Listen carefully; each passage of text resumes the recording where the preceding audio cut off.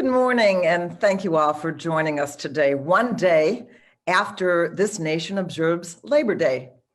Labor Day is a day intended for us as Americans to pause and recognize both the past and the present contributions that the labor movement has made to this great country of ours. Labor Day, of course, shouldn't be just one day and the only time that we say thank you to our labor movement. However, no, we ought to be thinking about the labor movement almost every day for things like child labor laws, the 40-hour week, the weekend, overtime pay, and in fact, the middle class itself. I myself am a proud dues-paying member of a labor union, have been for many years. Candidate Trump spoke to much of the anxiety of American working and middle-class families who felt how they felt about the ways that the economy had changed to the benefit of the 1% and pledged to govern for the forgotten men and women of this country at his inauguration. Unfortunately, it was all a con.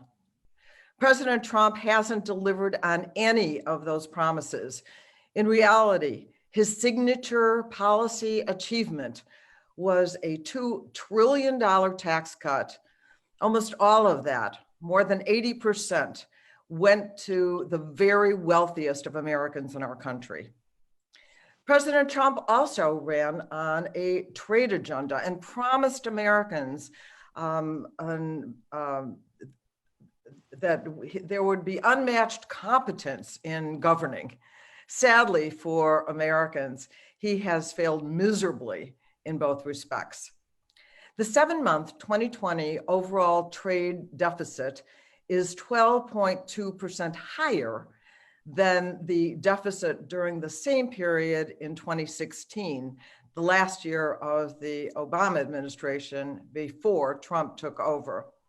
Even as the impact of COVID-19 reduced the deficit from 4.3% compared to the first several months of 2019. Comparing the first 7 months of the Barack Obama administration last year in office, January to July of 2016, the goods and services trade deficit increased from $302 billion to $340 billion in inflation-adjusted terms. Adding insult to injury for workers, President Trump grossly, incompetently, has not led in the COVID-19 public health crisis and has exacerbated the pain that workers in our country are feeling. His refusal to support the HEROES Act for nearly 120 days exactly now, is a betrayal and has meant unemployment benefits have now dried up for millions of Americans, and millions now are getting eviction notices. American workers are facing desperate times. I want to tell you that my constituent advocates are answering calls from adult men who are weeping into the phone. Let me just close by commenting on President Trump's renegotiation of NAFTA, his other signature achievement. Some of us here voted in the end for it, some opposed it, but I am sure we all agree on one thing, that this was not a template for future trade agreements, one that puts workers, we want one that puts workers ahead of corporate interests.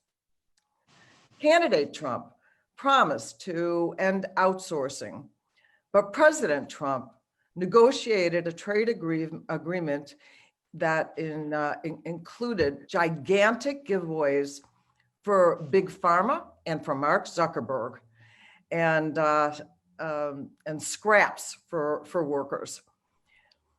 It was really only the House Democrats' negotiation, and I was on that negotiating committee, that changed the agreement dramatically and put middle-class families first, and did not and made sure that we had an agreement that some of us at least were able to sign on to. Had it not been for the Democrats, the agreement would have been totally unacceptable. And so with that, I would like to turn over this time to my friend and colleague and the great co-chair of the Progressive Caucus, the Congressional Progressive Caucus, Mark Pocan. Thank you so much, Jan, and thanks for all your leadership in Congress and on behalf of workers. Donald Trump's presidency has been one broken promise after another to workers. He's talked about protecting the jobs of American workers, but really his policies have put corporate interests first. He promised to bring jobs back to America, and he's failed on that promise. He even supported tax breaks for companies that have sent jobs overseas, in direct contrast to his rhetoric. And nowhere has this been more clear than in Wisconsin. In 2017, Donald Trump claimed that Foxconn was going to create 13,000 jobs in Wisconsin, and this deal included billions of dollars in state subsidies. Just fast forward to this year, the Foxconn buildings in Wisconsin sit empty, and now just 1,500 jobs are projected to be created. It's not just Foxconn. According to the U.S. Census Bureau, nearly 1,800 factories were shuttered under the first 2 years of the Trump administration.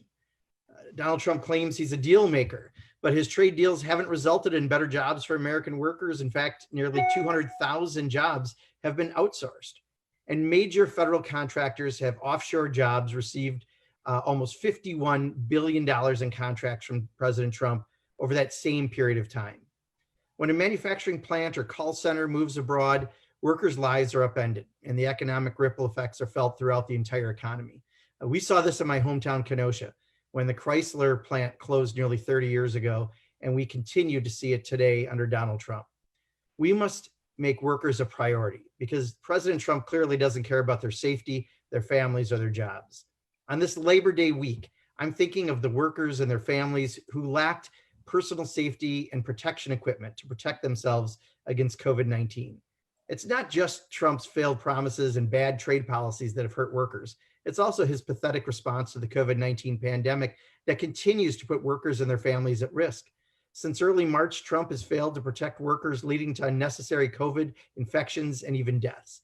His failure to get personal protection equipment to states meant that workers in Wisconsin didn't have adequate safety protections. His failure to get COVID-19 tests meant workers who were infected came back to their jobs and unintentionally infected other workers. At least 1,527 Wisconsin workers at 83 meatpacking and food processing plants have tested positive for the coronavirus, including 8 who have died. And nationally, in July, over 17,000 meatpacking and poultry workers have tested positive, and at least 91 have died. Donald Trump's failure to direct OSHA, the Occupational Health and Safety Administration, to provide clear worker safety and protection requirements for employers have allowed companies to deny their role in creating an unsafe work environment during this pandemic. It's not just food workers at food processing plants. It's teachers, firefighters, nurses, and all the workers that we must work to protect from unfair labor practices and unfair working conditions. We must do better for our workers, for our families, and for our communities. So I'm glad to be here today to talk about these important issues and look forward to hearing from my colleagues and the workers who are with us today. And next, I'd like to introduce someone who's been a champion for workers out of the great state of Pennsylvania, Representative Brendan Boyle.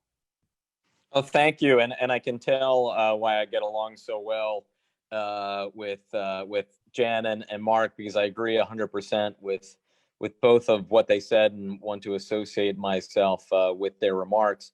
I founded and co-chair, along with a congressman named Mark Pocan, something called the Blue Collar Caucus, to try to focus specifically on the issues that were raised and really came out of the 2016 campaign But as Congresswoman Schakowsky pointed out, Donald Trump is a flim-flam artist. He was able to take advantage of the real pain of people felt in parts of my state, and parts of Illinois, and parts of Wisconsin, and in too many parts of this country that have been affected by deindustrialization as well as outsourcing. I also want to correct a commonly held perception that President Trump keeps putting out there, and I fear it goes unchallenged. The Donald Trump story of the case, or theory of the case, is this: that this economy was booming, that it was just doing so amazing, pick any one of the superlatives he often uses, and then suddenly we were hit with this once-in-a-century pandemic, and that is why we are in the situation we are today. No question about it, the pandemic has hurt us, but it is simply wrong. It is a lie that jobs were growing when it comes to manufacturing in America even before this pandemic. Here are the facts. One Labor Department study, and that's the Labor Department in this administration, certified that more than 300,000 American jobs were lost due to offshoring or displacement by imports during President Trump's first 3 years in office. A think tank called the Economic Policy Institute puts the real number of manufacturing jobs lost to outsourcing under President Trump much higher, estimating that 700,000 jobs were lost to China alone in just the first 2 years. The reality is, as Congresswoman Schakowsky pointed out, the main thrust of President Trump's domestic agenda was not anything about bringing these jobs back or growing them, or at least just keeping here. It was actually about the $2 trillion tax cut, 83% of which went to the wealthiest 1%. But it's even worse than that. Tucked into that tax cut are provisions that make it easier to offshore, that create tax incentives for companies to outsource and to offshore. So it is not a surprise that under President Trump, not only has offshoring not been stopped, it has in fact accelerated while he's been president of the United States. We should not be surprised. This has been President Trump's track record, first in business for decades, and now he has carried it through to the White House. Like the guy back in a previous era who would drive from town to town selling snake oil, President Trump went around my state and others in 2016 telling those who had been affected by major systemic changes in our economy that he would be able to help them. Too many of them, unfortunately, believe them, and they've painfully learned the lesson that so many who have invested with President Trump have learned over the years, that he is a fraud. And with that, I'm happy to throw it back now to Congresswoman Schakowsky.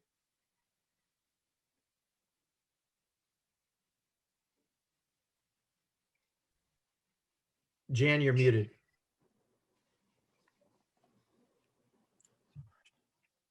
Yes, you'd think I'd know by the 1,000th Zoom call. I just wanted to say before I move on that I am so proud to serve with Representatives Pocan and Boyle, and also Brendan, agree with every single thing you've said and that Mark has said. But we thought it would be useful to hear from some of the workers themselves, the real life experience. And so I am so proud now to introduce one of my constituents, Roshanda Williams, is a member of Unite Here and a hotel bartender who has felt firsthand the impact of these policies that have hurt workers. So, Roshanda, are you there? I am here, yes. Okay, great. Good morning. My name is Roshanda Williams. Thank you, Congresswoman Schakowsky, for inviting me here today. I work as a bartender at one of the most beautiful bars in the Chicago area, the historic Palmer House Hilton. I've been there for 19 years. I'm a proud member of Unite Here, Local 1, the Hospitality Workers Union. I love my job. I love my coworkers, and I work alongside some amazing laborers, such as the painters, the electricians, carpenters, engineers, and decorators. I pride myself on my work ethic, so it is very heartbreaking when I tell you that I've been laid off work since March of 2020, when my hotel shut down because of COVID-19. And just last week, I read that the Palmer House and Thor Equities is facing a foreclosure suit. Chicago is where I was born and raised, and it is home to the McCormick Place, the largest convention center in North America. McCormick Place closed in the spring. We would normally host millions of travelers from around the world, but since travel and conventions have come to a virtual standstill, jobs at the convention centers, airports, stadiums, hotels, and restaurants alike have all but disappeared. Today, over 90% of hospitality workers in my union are out of work. And the Trump administration has done absolutely nothing to bolster public confidence in travel and tourism. And therefore, I worry, will world travelers ever feel confident enough to come back to the United States for conferences and conventions? I'm proud of the life that I built. I've worked steadily since I was 15 years old. I've earned my bachelor's degree. I've single parented 2 great sons. But now with the $600 per week gone, I'm barely hanging on. I have depleted my savings and I'm facing eviction. And on September 30th, to add insult to injury, I will be losing my health care coverage, along with tens of thousands of other people in our industry. We're in the middle of a global pandemic. We all know that. But continuing health care coverage needs to be our #1 priority. Some people believe that there are ample safety nets available, but that's just magical thinking. Many people will be without adequate health care coverage. I don't qualify for Medicaid, nor do most of my coworkers. The cost of COBRA is ridiculously expensive. It's $500 for me alone, and for a family, it's $1,200. I can't afford that. I don't know any of my peers that can. That's why we need the HEROES Act passed, and we need COBRA funded at 100%. The stress I feel is multiplied thousands of times across our city, from each worker, all of their families, who see health insurance ending in a matter of days. I work in a hospitality industry that is comprised of mainly Black and brown people. The NPR reported last month that Black people are dying from COVID at a rate 2 times faster than their white counterparts. 2 times faster. Ensuring that Black people have health coverage and funding COBRA at 100% during this time can help address some of those inequities and likely save lives. I've worked for 35 years with 2 decades to the same corporation, 2 decades. As workers, we keep this country going. We pay our taxes, we volunteer in our communities, we are good neighbors, and now through no fault of our own, we find ourselves out of work and struggling in the midst of a historic public health and financial crisis. We don't want handouts. I don't want a handout. I can't wait to go back to work. But we need to be able to survive until then. We need to be able to feed our families and keep our health care coverage. We need COBRA. We need it 100% funded. We need the HEROES Act now. We are begging. Thank you, Congresswoman Schakowsky. Thank you for using your voice to fight for working people. I am very grateful we have leaders like you in Washington. And again, thank you. I appreciate your service.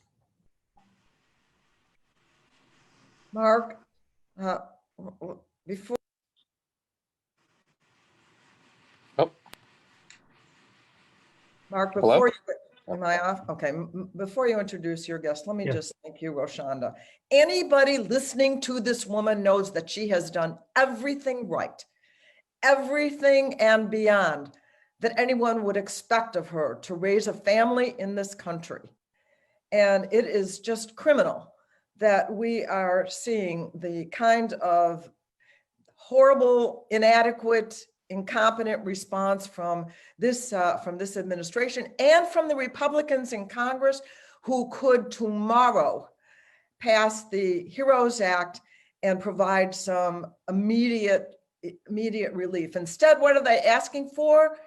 They want to be excused. They want to be immunized against any problems that might happen when people go back to work as essential workers. It's just incredible. So thank you, Roshanda. We admire you and we are here to help. So Mark, you have a guest, right? Sure. Yeah. Thank you. And thanks, Roshanda, for your story. I'm really glad to introduce a constituent of mine, Cindy Oden, who's a member of the United Steelworkers Local 904L in my district. And she can speak to the broken promises that Donald Trump's made to her and her coworkers and other workers across our state and the effect it's had on her. So Cindy, welcome. Thank you for being here. Thank you. Hi, my name is Cindy Oden, and thank you, U.S. Representative Mark Pocan, who's my representative. Yay. And thank you to your wonderful staff. I'd like to take a few minutes today to talk about the broken promises and its effect on working Americans. The rubber plant here in Wisconsin that I worked for 23 years once had over 400 workers. We are now down to 157 bargaining unit members. We used to have two sides of production, one brake hose and one air conditioned hose. The brake side of the hose shut down and those jobs went to Mexico, leaving members unsure of what they were going to do next for a paycheck and how they would have health insurance. When plants shut down or reduce workers, it affects not only the workforce, but the whole community. No jobs mean no one can spend money to support the community.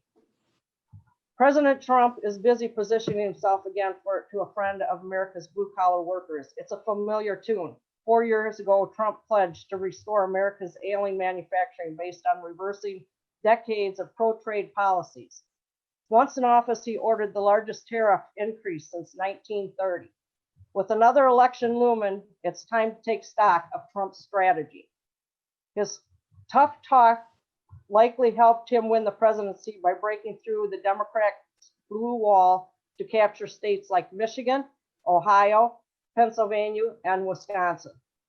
For years, it had been crippling by manufacturing plant closures, shutdowns, and pink slips.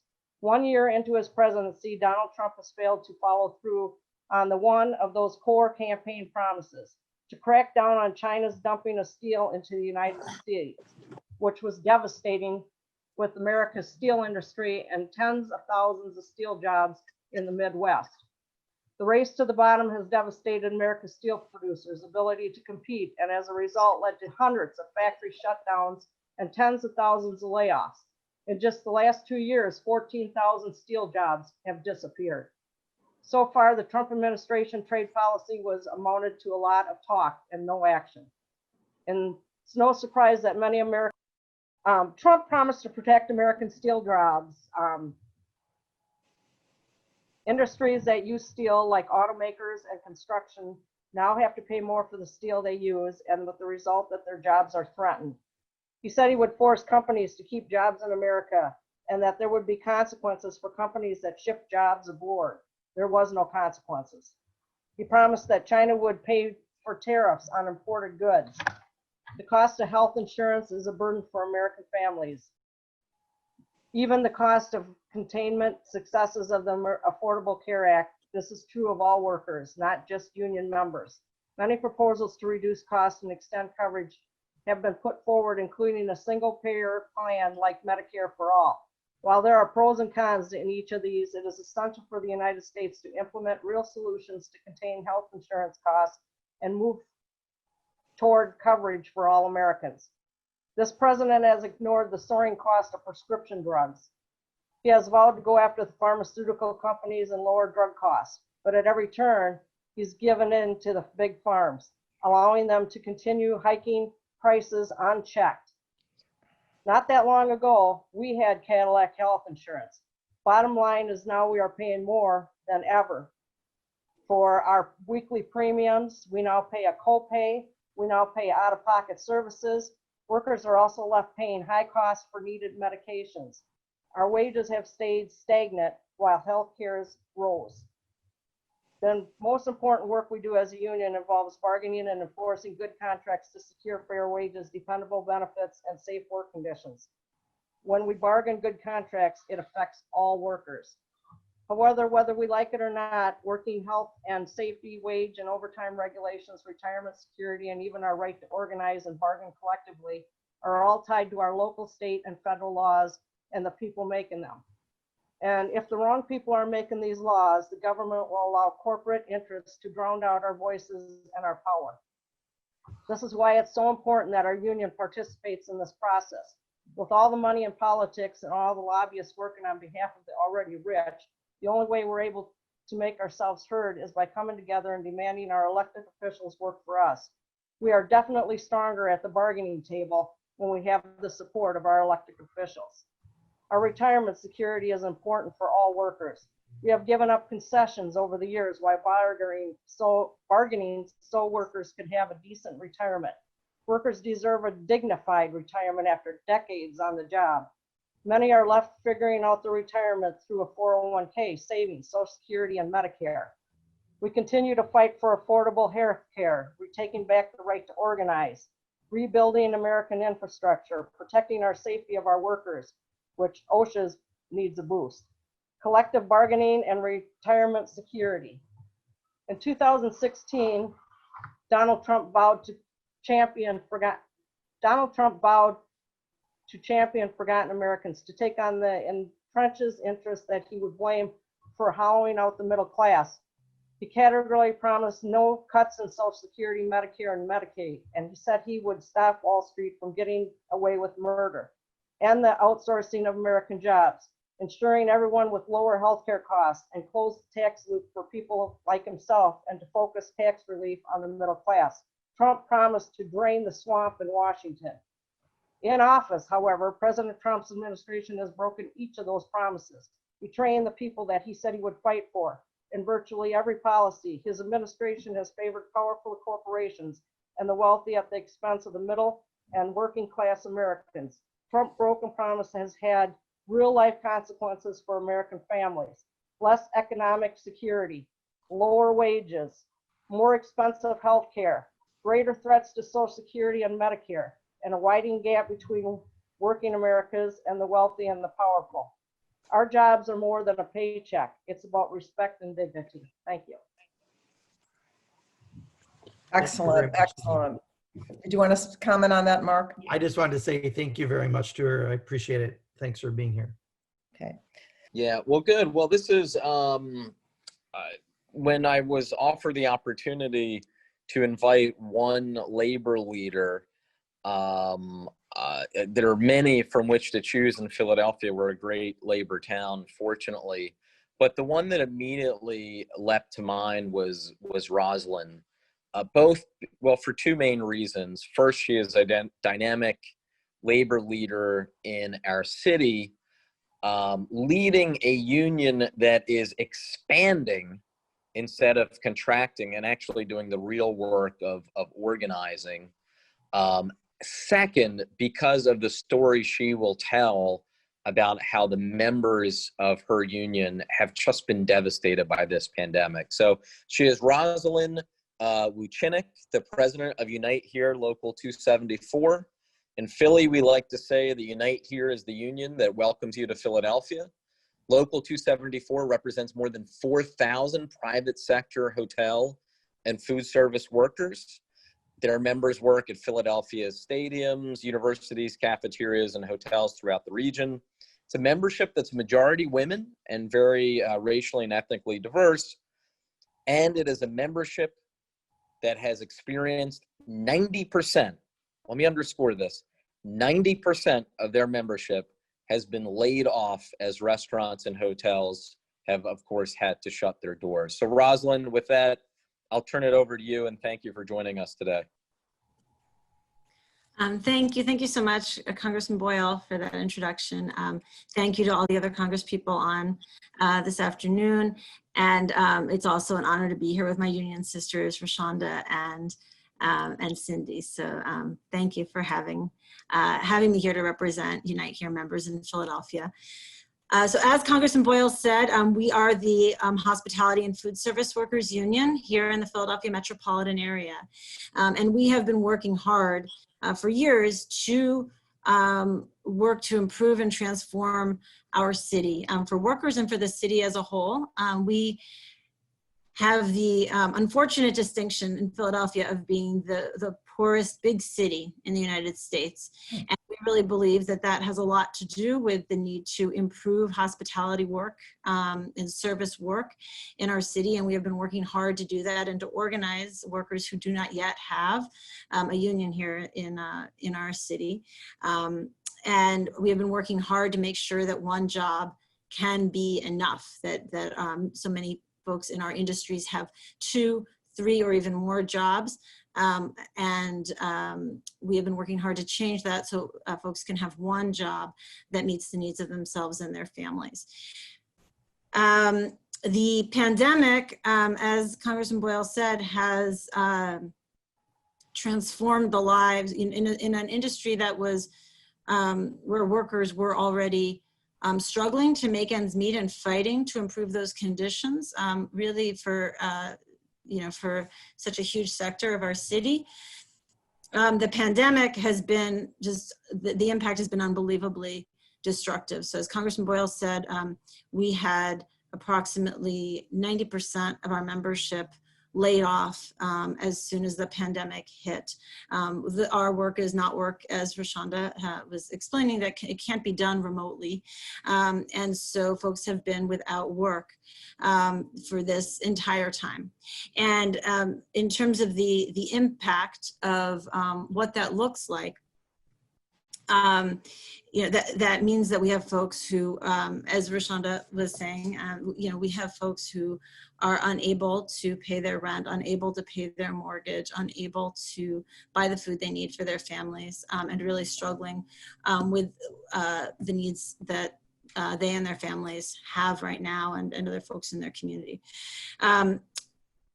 What we're looking at today is, how the president's policies have hurt or helped.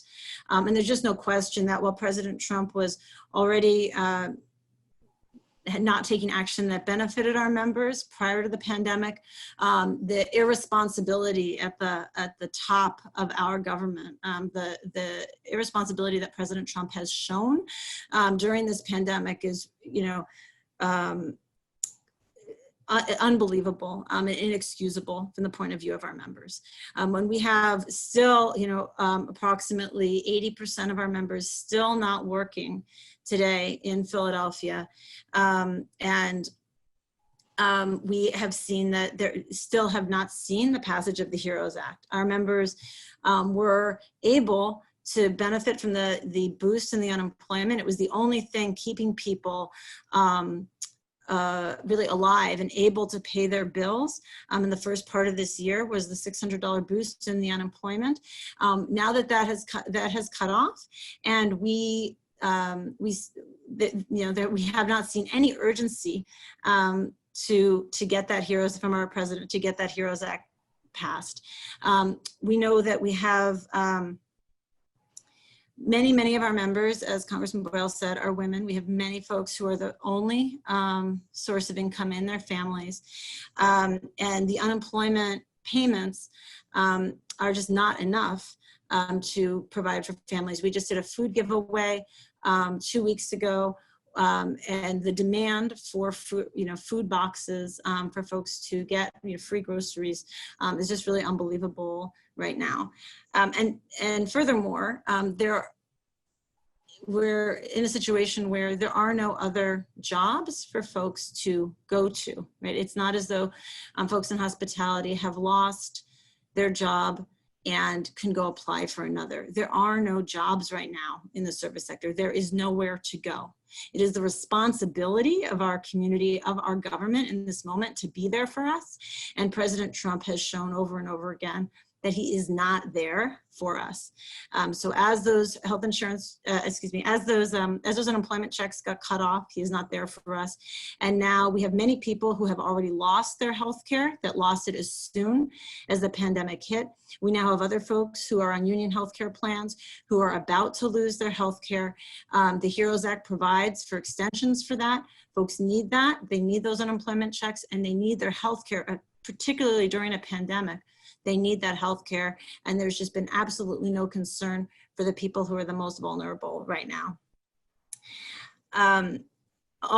Then finally, I would say that the overall mishandling at the top, at the federal government level from the president in response to this health crisis has also had a huge impact on our industries. So here in Philadelphia and in Pennsylvania, where our mayor and our governor have put in place quite tight protocols to clamp down, quickly and respond very quickly to the pandemic. While our cases were going down because of President Trump's lack of leadership at the very top, or the leadership was a denial that there was a real pandemic, a refusal to use masks, a refusal to use all the things that we know could actually save lives. We then saw cases going up in other areas, and that affected our business here. So as soon as, for example, business opened up at our airports here in Philadelphia over the summer, it quickly shut down again. So we had people called back and never even got to work a day from being recalled, because they were immediately laid back off again because the cases in the rest of the country were going up. So we are all dependent on one another. We needed a strong response from our government, and we did not get it. And it's resulting not only obviously in the hundreds of thousands of deaths that we have seen throughout the US, but it's also resulting in a tremendous financial crisis for working people who are now largely unemployed. And, as I said, we are in the largest, we're in the poorest big city in the United States. And our poverty rate was at 25% prior to this pandemic. So with a huge sector of our population, hospitality and service is a huge part of our economy here in Philadelphia.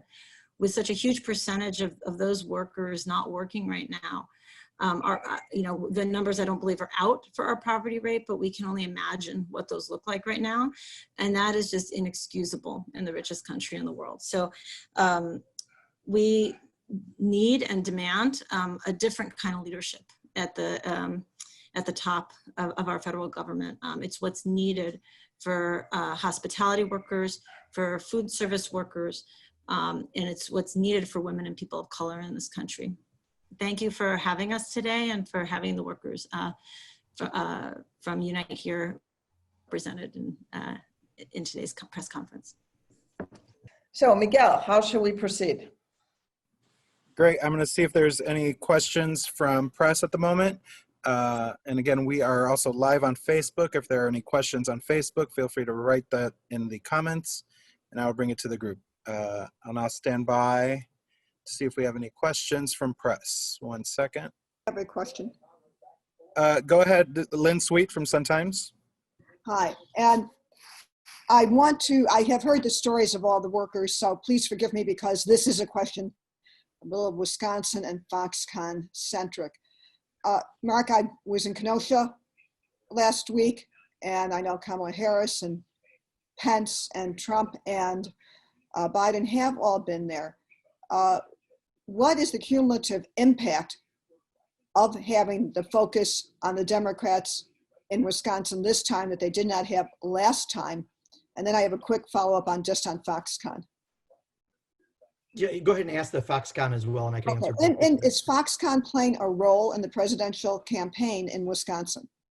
Sure. Well, thank you, Lynn, for the questions. And, I was in Kenosha last Tuesday when President Trump came. And I'm from Kenosha. I grew up there. My mom's still there. My cousins are there. My friends from high school are there. I remember when 14,000 people used to make cars out of 70,000 and no one does today.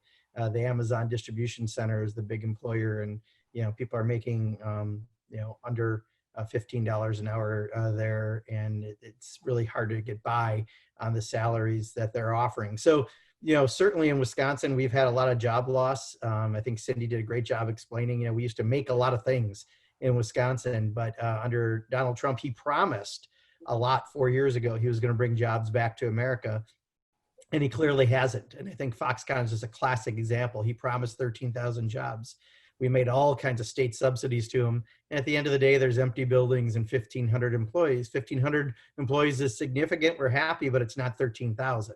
And when you look at all the other companies that have closed down and left during that time, we really haven't had any of the promises that Donald Trump made. So I think in the election, people are looking at promises broken by Donald Trump. And I think that's really felt in Wisconsin. And I think Cindy did a really great job of explaining that.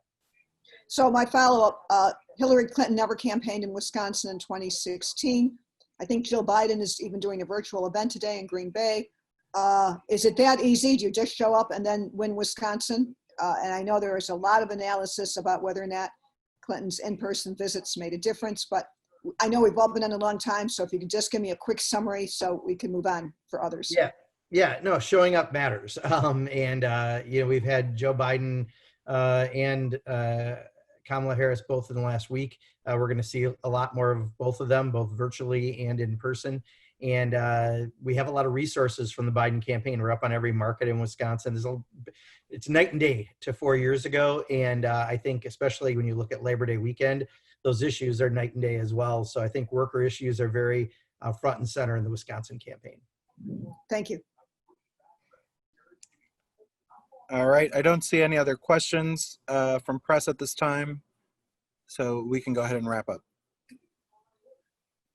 Well, let me just say thank you. I want to thank my colleagues who joined me today. I want to thank the workers who spoke so eloquently today, describing really in such a calm and collected way, if you think about it, compared to the horror show that so many of our workers are facing. So articulate, and thank you for that. I want to apologize to everyone for the mix-up with the link, but I am very, very happy with the product that we produced today to talk about the importance of organized labor and just the importance of making sure that our working and middle-class families get what they need to survive this very, very difficult time.